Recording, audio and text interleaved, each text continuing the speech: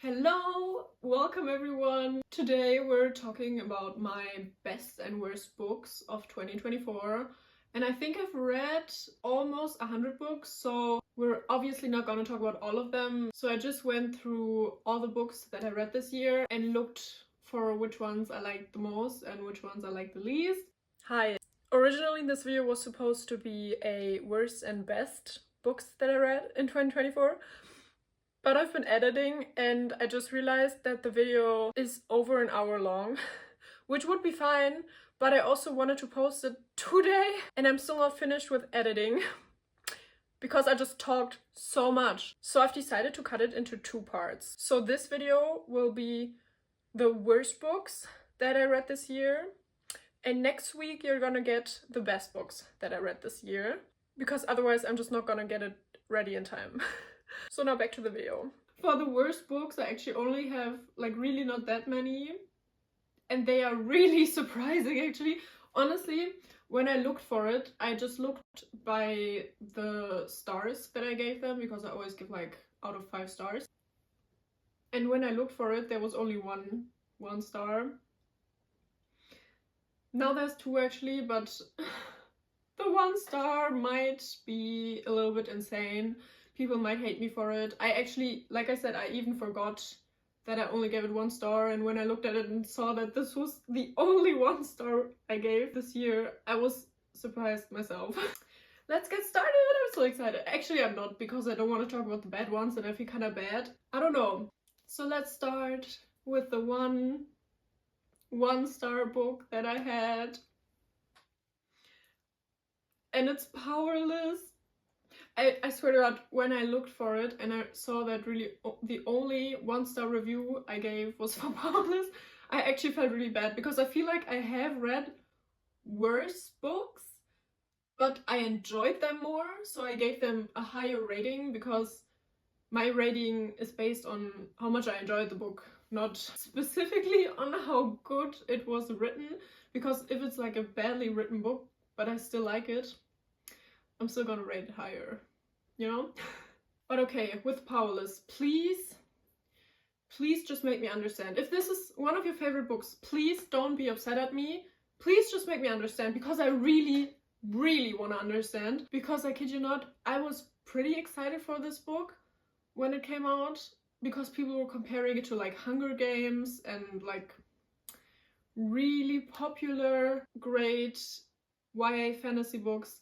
So I was really excited when I started it, and it's also already been a while since I read it, so I don't fully remember everything that happened. But what I wrote down was that it just felt like I was reading, like I said, Hunger Games or like Divergent. It also felt a little bit like Selection, which is great if you use it as like inspiration.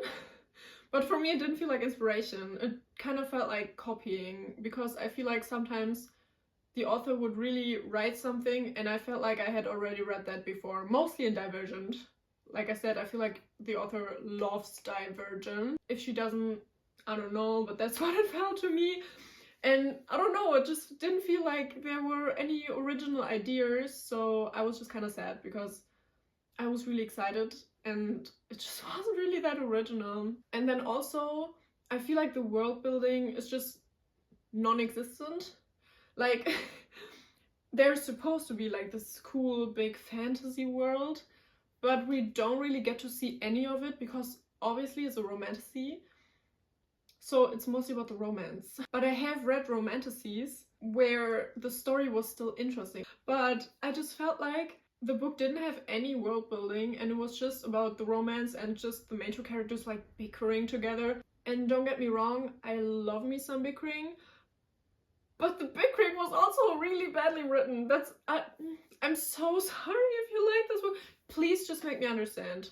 Please, because I really want to understand. I started listening to the audiobook because I could not concentrate, so I just had to listen to it while I was like cleaning or stuff, because it was so boring otherwise. So yeah, I did not like the book. I gave it 1 star. I don't know, do I feel bad about it? I don't know.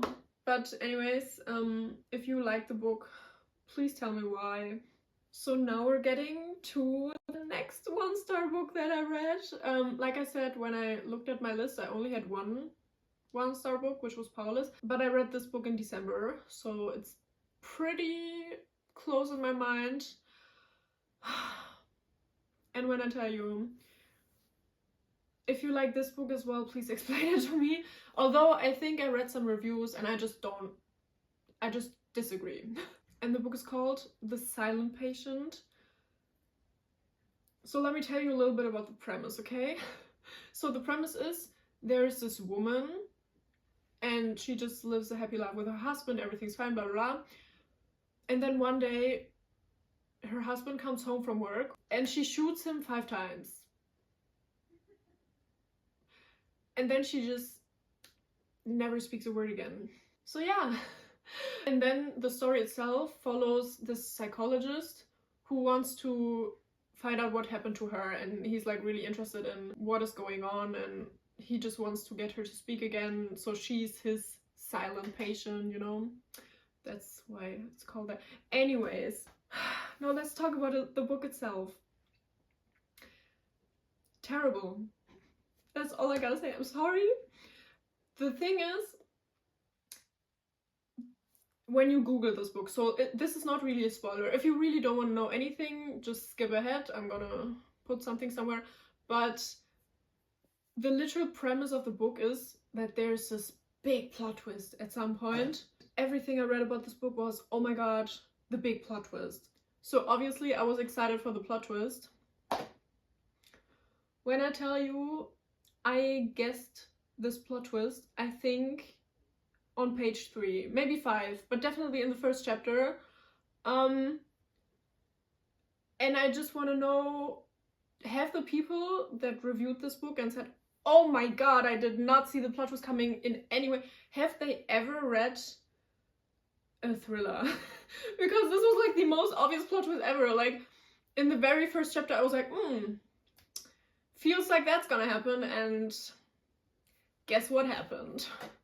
So yeah, and then, in my opinion, all the characters are super bland, they are super boring, they have no personality, like even the main characters. And what really annoyed me, I feel like the book was really just written for the plot twist. So the author just had this idea for this fun plot twist and was like, ooh, I'm gonna write a book about this.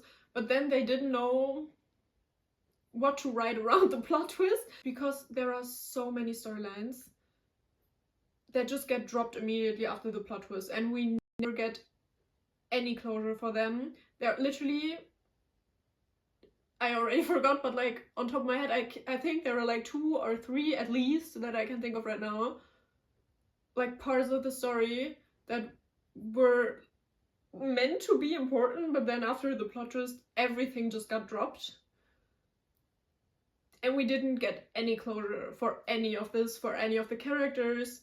It was just to make like a red herring before the plot twist. And so you can just tell that the author really just wrote this book for the plot twist. And it wasn't even a good plot twist, like I said. Oh my god. Anyways, yeah, that's all I have to say about the book. Let's move on to the next one. So now we're moving on to the 2-star books. The first one is Akatar, but I gotta be honest, I don't know if I've changed my mind, but I feel like it's not as bad as the other ones that are in here, like especially comparing it to the first 2 that I just talked about. It's actually not that bad. So I started my journey with Sarah J. Maas a few years ago when I read the Throne of Glass series. I didn't finish it because I didn't like it. So then this year I decided to give Akatar a try because everyone has been talking about it, obviously everywhere. If you read like any fantasy, you've seen Akatar, and so I was excited. What you gotta know is, at the beginning of the year, I did not know about romantasy. So maybe if I had known this was romantasy, maybe I would have liked it better. But I was expecting like a really fun, cool, high fantasy story, and I feel like the first book is just pretty boring. And I don't want to talk about it too much. I already made a video where I talked about, I'm pretty sure, all the Akatar books that I have read. I'm not sure, but I definitely have talked about the first book and all of them as well. But yeah, the first book just felt boring to me. I feel like nothing happened. And then in like the last 20% of the book, maybe everything happened. And that made me actually so excited that I decided to read the second book. And the second book, I actually really liked. But the first one, I guess I gave it 2 stars. And I just want to know, how's the first one so boring and then the second one is so good? Because I feel like the second one, a lot more happened from the beginning. Like from the start, it was just more interesting. Anyways, okay, so we're gonna talk about the next book. I don't know, I feel like all of these books are low-key very popular and I feel kind of bad, but the next one is The Atlas 6. And I gotta be honest with you, I thought this would be my dark academia dream because I love dark academia books, but I was just rolling my eyes for every word that I read. I don't know, like I felt like the characters are so prestige and like they're so academic, but I feel like usually dark academia is trying to criticize that, and maybe this book was doing that, but if it did, I could not tell. It just felt like, ooh, look at how smart and sexy those characters are. But they're just really not that smart. Honestly, I was just so annoyed because there's this one girl and everyone was toying with her and I was like, please, please just understand, please. And also you can really tell that the author has just her favorites of characters because it's like different POVs and some characters just get so much more, like I don't know if it's actually more POV time, but you can just tell that their POVs are way more intense and they are kind of like the parts you want to read.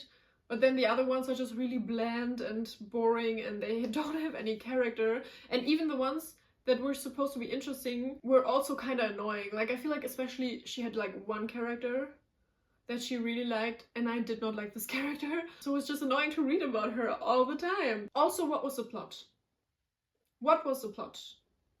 Nothing happened. Like the whole book, I think there's supposed to be 5 because like nothing happened in the first one. So I'm guessing that the plot starts in like any of the other ones because I don't know, it definitely felt like an introduction, but it was just not interesting enough to keep me interested in reading the rest. Okay, next we have, how is the first book called? Is it Crave? I don't know. I wrote down like one of these books, COVID, so the Crave series. I'm pretty sure it's Crave. Is it Crush? I don't know. They all sound the same. Anyways, I mean, this was just a fun time. But it's like not really a great book series. I don't even know what was happening, so let's try to summarize a little bit. This book is basically a parody of Twilight, I would say. Like it's very much Bella, like this girl who goes to this new school because her parents died and then she finds out that there are vampires and werewolves. And I, honest to God, I feel like the author wrote it as a parody on purpose. Like, I feel like she knew what she was doing there. But yeah, I actually enjoyed, I think the first one or the first 2, but after that it just got kind of repetitive and boring, and I think there's 5 or 6 books, so yeah, I did read 3 or 4, I don't even know. I actually read way too much, like way more than I intended. And yeah, because like I said, the first 1 or 2 was kind of funny because it felt like a parody, like it was fun. But then it just got boring. That's all I have to say. Okay, next one is Fourth Wing. Literally all of them are like really popular and I just don't understand. Okay, so this was like one of the first books I read this year. Like I said, I did not know romantasy at that point. So maybe if I would have known romantasy, maybe I would have gone into it with a very different mindset, with very different expectations. So I gotta start by saying, I think I gave this 2.5 stars, okay? And for me, 3 stars is good. Like 3 stars for me means, sure, I enjoyed it. Did I love it? No. Like I'm not gonna give it 4 stars because 4 is like pretty good already. But like 3, it's in the middle. So it means like I'm in the middle about it, you know? And it's almost 3. It's just 0.5 lower. So, but Fourth Wing, I actually gotta be honest, I was enjoying it. In the beginning, it felt like a usual fantasy story. At some point, I was very annoyed with Violet, but I feel like that's also typical for a lot of YA fantasy stories. But yeah, I thought it was fine. But at some point, I did think the story was a little bit boring because they were just at a school studying, and then the war-ish part, I guess, only came at the very, very, very end. And I feel like a book, like, it has to go up the whole time. You know what I mean? Like, it has to go up to, like, that high point, and this just felt like this the whole time, and then at the end it went up there. Like, it was just like, you know? Also, a little too horny towards, like, the third part of the book for me. Yeah, I don't even know. That's just what I thought. Also, like I said, I just didn't like the characters. I also feel like too many people died and no one gave a fuck about it. Like, literally no one cared. They were just like, because they were at the school, and at the end there were like 2 students and everyone else was dead, and everyone was like, oh yeah, sure. There was this one scene where they are like walking around and there are dragons, and then one of them just gets burned, and they're like, where he stood we now saw ashes. And then we went home and had lunch, and I was like, what do you mean? Are we not gonna process this? I feel like they have a lot of unresolved trauma in this book and no one's talking about it. I think they should go to therapy. I don't really want to talk about it anymore. And I actually did start the second one, but I stopped after like 2 pages because I was just bored. Now onto a really fun series. How do I even start this? I read the 4th book, I think, in the Shatter Me series. I actually read the 4th, the 4.5, then the 5th one, and then I started the 6th one, but I just didn't finish it because I honestly don't know how I even got through the other ones before. So a little bit of backstory. I have read Shatter Me before, and I only read the first 2 or 3 books. I thought they were fine. I didn't love the 3rd one. I think the first 2 were the ones that were most like typical dystopian 2010s story. And then the 3rd one, I realized that it's not really trying to criticize any like social constructs. It's just there for the romance. And that's when I got a little bit sad because I feel like most dystopian books are actually pretty political, and I think that's interesting. So yeah, I just stopped. But then I just decided, well, I kind of want to finish the books. And I have also read the novellas between the first 3 books. So yeah, I decided to give it another chance. But you can just tell that the author originally only planned to write 3, because after this point, I don't even know what was happening anymore. It just went crazy. You can really tell, like I said, that she wanted to write a trilogy because it just got so boring, and the plot, I don't know, it went like, I don't know where it went, okay? And at some point, like I said, like the criticism was just not there anymore. It was just random. And then they were talking about pop culture, but I thought that the re-establishment had banned all of that when these people were like 3, because they're all like 17, again, always. Yeah. Now we're gonna get to the last one, and I really, like, if I said I felt bad for the other ones, it's only because I know that people like them, not because I wanted to like them. But with this one, I really wanted to like it. I was so excited. And the book is Legendborn. And Legendborn, like, maybe it was just wrong book, wrong time for me. Maybe I need to pick it up again, and like when I'm in a different state of life. I don't know. Please help me understand with this one, because I really want to. Like, I want to so bad, because people said this is like Harry Potter. Like, this could be the new Harry Potter in better. So I was excited because I really love Harry Potter. But I was just bored. And the main character was so annoying. And don't get me wrong, I think Harry is annoying as well. So I can love a book series even if I don't like the main character. But this girl was so annoying. And I don't know, the scenes that were supposed to be dramatic, because I think the whole book is supposed to be pretty dramatic, but it just felt kind of bland to me. I really don't know why. Like, all the characters were just really bland and boring to me, and like I said, I really want to understand so badly. But I don't know. So anyways, those were the worst books. I think I need to take a break. But afterwards, we're gonna talk about the best books, and I'm really excited about that because I actually had a lot of books that I liked very much, and I like talking about books I like a lot better than books that I don't like. So we're gonna do that next.